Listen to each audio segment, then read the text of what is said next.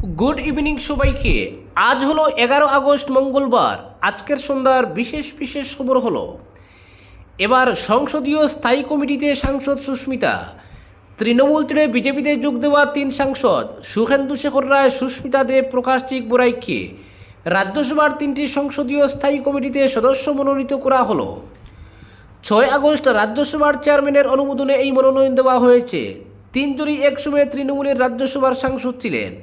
রাজ্যে পালাবদলের পরে তৃণমূলের সাংসদ পদ ছাড়েন, পরে শ্রমিক ভট্টাচার্যের হাত ধরে বিজেপিতে যোগ দেন। ফের বিজেপির তরফে মনোনীত করে তাদের রাজ্যসভায় পাঠানো হয়। এবার সংসদীয় স্থায়ী কমিটিতে গুরুত্বপূর্ণ দায়িত্বে 3 জনই। জল সম্পদ বিষয়ক সংসদীয় স্থায়ী কমিটিতে সদস্য করা হয়েছে সুস্মিতা দেবকে। পার্সোনেল, পাবলিক গ্রিভেন্সেস, আইন ও বিচার বিষয়ক কমিটিতে জায়গা পেয়েছেন সুখেন্দু শেখর রায়। আর consumer affairs, food and public distribution বিষয়ক কমিটিতে মনোনীত হয়েছেন প্রকাশ চিক বড়াইক।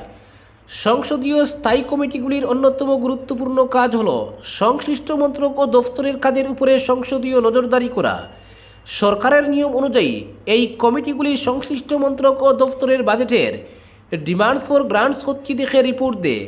কোনো বিল সংশ্লিষ্ট কমিটির কাছে পাঠানো হলে তাও পরীক্ষা করে সংসদে রিপোর্ট পেশ করতে পারে। পাশাপাশি সংশ্লিষ্ট মন্ত্রক বা দফতরের বার্ষিক রিপোর্ট এবং সংসদে পেশ করা দীর্ঘমেয়াদী নীতির নথিও পর্যালোচনা করে কমিটি। তবে মন্ত্রক বা দফতরের দৈনন্দিন প্রশাসনিক কাজে এই কমিটিগুলি হস্তক্ষেপ করে না। অপরদিকে নিজের পুরনো বিদ্যালয় 4 মার্চ হায়ার সেকেন্ডারি স্কুলে গিয়ে কিছুটা সময় শিক্ষকের ভূমিকা পালন করলেন হাইলাকান্দির বিধায়ক ডক্টর মিলন দাস। কাটলিজোড়ার লতাকান্দির বাসিন্দা মিলন দাস স্কুল জীবনে পড়াশোনা করেন কাটলিজোড়ার ঐতিহ্যবাহী 4 মার্চ স্কুলে। এখান থেকেই মাধ্যমিক উত্তীর্ণ হয়ে হাইলাকান্দি এসএস কলেজে গিয়ে বিজ্ঞান শাখায় ভর্তি হন। সোমবার নিজের পুরনো বিদ্যালয় পরিদর্শনে গিয়ে বিধায়ক ছাত্রছাত্রী ও শিক্ষক শিক্ষিকাদের সঙ্গে মত বিনিময় করেন। হায়ার সেকেন্ডারি ক্লাসে গিয়ে ছাত্রছাত্রীদের ভবিষ্যৎ পরিকল্পনার কথা শুনেন। ছাত্রছাত্রীদের নানা টিপস দেন ক্যারিয়ার কাউন্সেলিং নিয়ে। এদিন বিধায়ক পুরো বিদ্যালয় চত্বর ভালো করে দেখেন। জানা গেছে খুব শীঘ্রই বিদ্যালয়ের টিচিং কমন রুম বাতানুকূল হবে। কমন রুমের চেয়ার টেবিলেও পরিবর্তন আসবে। নতুন টয়লেট নির্মাণের পাশাপাশি কিচেন সেট বড় করা হবে। বিদ্যালয়ের পরিকাঠামোয় অনেকটা পরিবর্তন আসবে। আগামী 1.5 মাসের মধ্যে প্রায়োরিটি ভিত্তিতে এই কাজগুলি করা হবে। এদিন বিধায়ক সংবাদ মাধ্যমের মুখোমুখি হয়ে বলেন, এই বিদ্যালয়ের প্রাক্তন ছাত্র ও বর্তমান বিধায়ক তিনি, সুতরাং এই বিদ্যালয়ের প্রতি তার দায়িত্ব অনেক রয়েছে। বিদ্যালয়ের সুনাম অক্ষুণ্ণ রাখতে সকলের সহযোগিতা কামনা করেন তিনি। বিদ্যালয়ের কিচেন সেটে এলপিজির পরিবর্তে লাকড়ি দিয়ে রান্না চলতে দেখে উষ্মা ব্যক্ত করেন বিধায়ক। জানা গেছে খুব শীঘ্রই পরিচালন সমিতির সঙ্গে বৈঠকে বসবেন বিধায়ক মিলন দাস।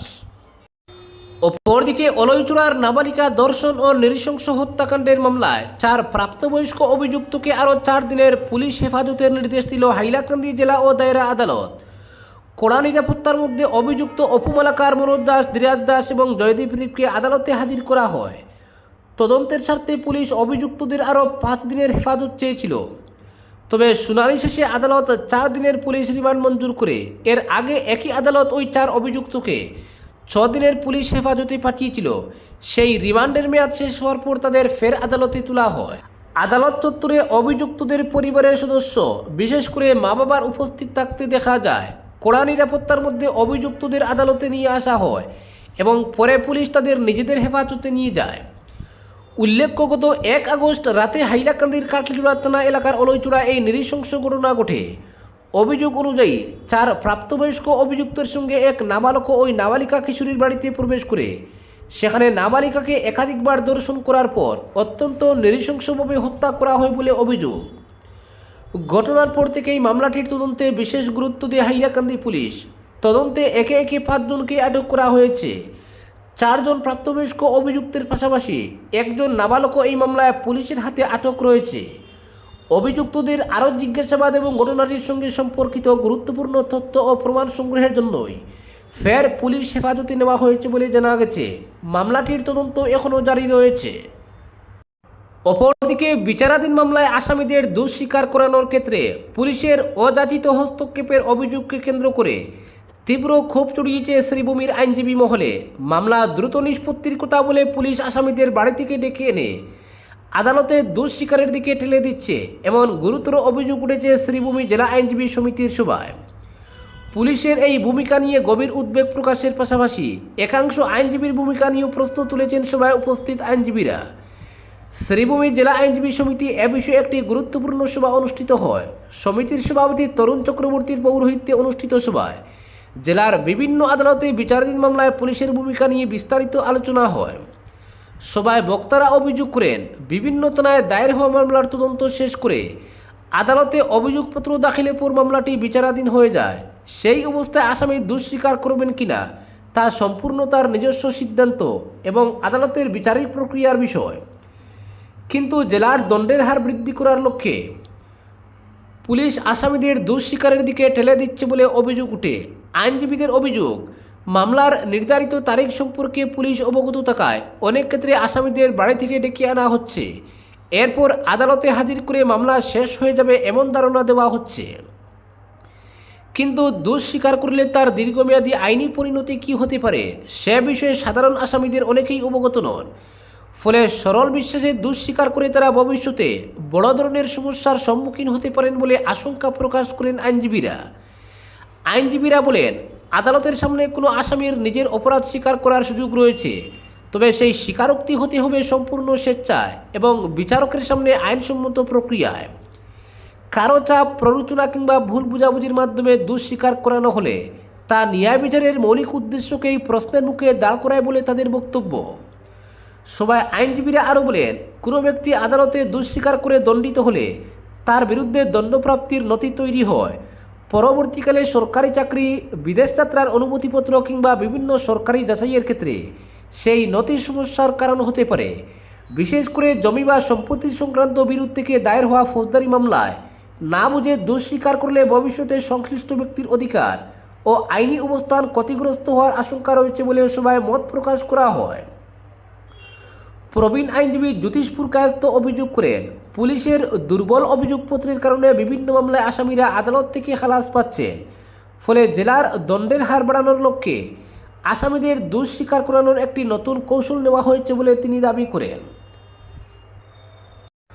অপরদিকে আসামের নাগরিকপঞ্জি নবায়ন প্রক্রিয়ার কাজ সম্পন্ন হওয়ার পরও কেন চূড়ান্ত নাগরিকপঞ্জি প্রকাশ করা হচ্ছে না সে ব্যাপারে কেন্দ্রীয় সরকার এবং আসাম সরকারের অবস্থান জানতে চেয়ে নোটিশ পাঠিয়েছে সুপ্রিম কোর্ট। উল্লেখ্য, 2019 সালের আগস্ট মাসে আসামে চূড়ান্ত নাগরিকপঞ্জি ঘোষণা করা হলেও রেজিস্ট্রার জেনারেল অফ ইন্ডিয়া এখনও তা আনুষ্ঠানিকভাবে প্রকাশ করেনি। এনআরসি সম্পর্কিত বিভিন্ন আবেদনপত্রের শুনানি করতে গিয়ে সুপ্রিম কোর্ট রাজ্য এবং কেন্দ্র সরকারকে এ ব্যাপারে নোটিশ পাঠিয়ে বলেছে, আগামী 6 সপ্তাহের মধ্যে এ নিয়ে দুই সরকার হলফনামা পেশ করার পরই মামলার পরবর্তী শুনানির তারিখ ঘোষণা করা হবে। প্রসঙ্গত, এনআরসি নিয়ে জমিয়ত উলামায়ে হিন্দ, সারা আসাম সংখ্যালঘু ছাত্র ইউনিয়ন অর্থাৎ আমসু, আসাম সংখ্যালঘু সংগ্রাম পরিষদ সহ একাধিক সংগঠনের দায়ের করা আবেদনের পাশাপাশি কংগ্রেসের সংখ্যালঘু বিধায়কদের সমর্থনসূচক হস্তক্ষেপকারী রিট আবেদনগুলিও সুপ্রিম কোর্টে উত্থাপিত হয়। সব সংযুক্ত মামলার শুনানিতে আবেদনকারীদের পক্ষে প্রবীণ আইনজীবী কপিল সিব্বাল, সলমান খুরশিদ, সঞ্জয় হেগড়ে এবং আইনজীবী MR শামসাদ যুক্তি প্রদর্শন করে বলেন, দীর্ঘদিন ধরে আসামে এনআরসি প্রক্রিয়া চূড়ান্ত হওয়ার পরও কী কারণে আরজিআই সেটা প্রকাশ্যে ঘোষণা করছে না সে নিয়ে নাগরিকদের মনে শঙ্কার সৃষ্টি হয়েছে।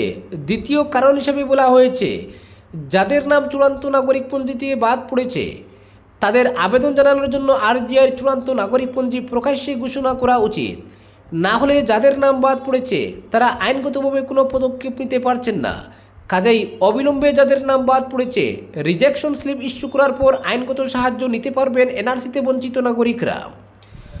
উল্লেখযোগ্যভাবে এনআরসি নবায়ন প্রক্রিয়া পুনরায় যাচাই করার জন্য বা পুরো প্রক্রিয়াটিকে পর্যালোচনার মধ্যে আনার জন্য এনআরসির প্রাক্তন সমন্বয়ক হিতেশ দেব শর্মার দায়ের করা অন্য একটি আবেদনও অন্য আবেদনগুলোর সঙ্গে যুক্ত করা হয়। হিতেশ দেব শর্মার হয়ে এই মামলায় প্রতিনিধিত্ব করেন প্রবীণ আইনজীবী মনীষ গোস্বামী। এর ফলে নাগরিকপঞ্জির চূড়ান্ত তালিকা প্রকাশ্যে আনার পরবর্তী আইনি পর্যায়টি এখন এক ভিন্ন মোড় নিয়েছে, যেখানে একদিকে অন্তর্ভুক্ত ব্যক্তিদের পরিচয়পত্র প্রদান এবং অন্যদিকে সমগ্র তালিকাটির পর্যালোচনার মতো দুটি বিপরীতমুখী আবেদন সুপ্রিম কোর্টে বিবেচনাধীন হয়ে পড়েছে। আদালতের নির্দেশ অনুযায়ী আগামী 6 সপ্তাহের মধ্যে কেন্দ্রীয় সরকার এনআরসি সম্পর্কে তাদের বক্তব্য হলফনামা আকারে সুপ্রিম কোর্টে পেশ করার পরই পরবর্তী শুনানির দিন ধার্য করা হবে।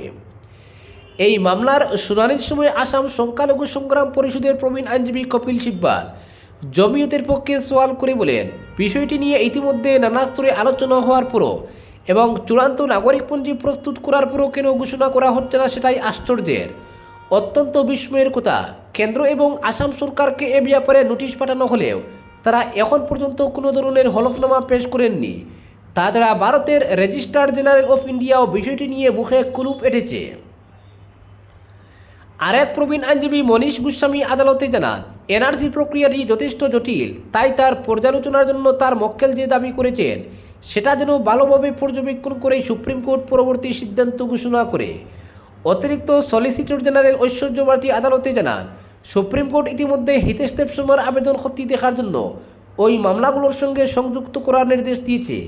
তিনি 2019 সালের চূড়ান্ত নাগরিকপঞ্জি সম্পর্কে বলেন, বিষয়টির কতগুলো আইনি প্রক্রিয়া সম্পন্ন করা হয়নি বা অসম্পূর্ণ রয়ে গেছে, কারণ আসামের চূড়ান্ত এনআরসি তালিকায় 3.11 কোটি সহ আরও বেশি মানুষের নাম নথিভুক্ত হয়েছে।